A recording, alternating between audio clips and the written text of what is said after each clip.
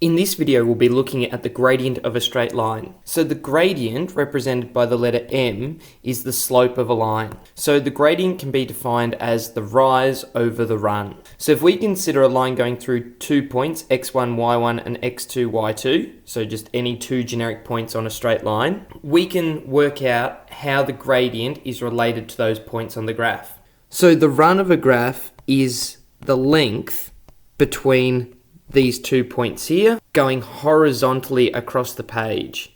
So the run then is equal to x2, which is this x value here, subtract away x1, which is this value here. So when you do that calculation, you find the length of that dotted line. Similarly, this red dotted line represents the length of the rise. So the rise is equal to y2, which is this y value here, subtract y1, which is the y value from down here.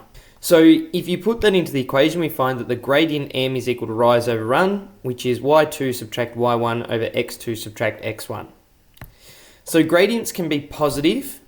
In the case of this blue graph here, it goes from the bottom left to the top right. They can be negative, which goes from the top left to the bottom right. They can be 0, which is a horizontal line, or the gradient can be undefined, which is a vertical line which is parallel to the y-axis. So for this question, we want to determine the gradient of each of the following lines.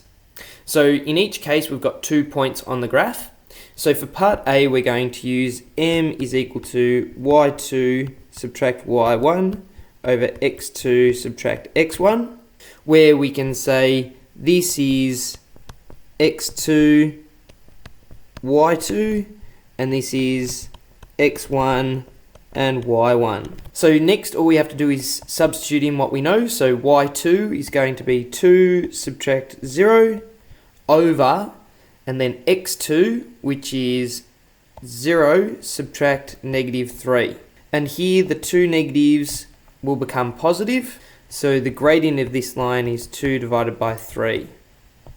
This means that we run 1, 2, 3 units and rise 1, 2 units. So that's the rise over the run. For part B, we'll do exactly the same thing. So we'll have the gradient is equal to y2 subtract y1 over x2 subtract x1. And now it doesn't matter which you label x1, y1 and x2, y2. So over this side we had x2 and y2 on the right hand side.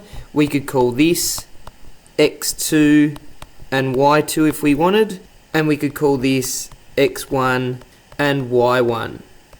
So it wouldn't matter, it's going to end up with the exact same gradient. It just needs for you to be consistent in how you put it in. So if we do that, we'll find that the gradient's equal to y2, which is 3 subtract negative 1. And then we have x2, which is negative 2 subtract x1, which is 3. So the gradient here is equal to 3 plus 1 is 4 divided by negative 5. And as our line is sloping from the left to the right and going down, we know that it's a negative gradient, so we'd expect this value to come out as negative. So once again, you can see that if we run 5, which is 1, 2, 3, 4, 5, then we need to drop 1, 2, 3, and 4 to get to that point. So that rise is actually a fall, so it's negative 4 and 5, which gives the rise over run. So after this video, you should be able to calculate the gradient of a straight line using an appropriate formula and identify when a gradient is positive, negative, 0, or undefined.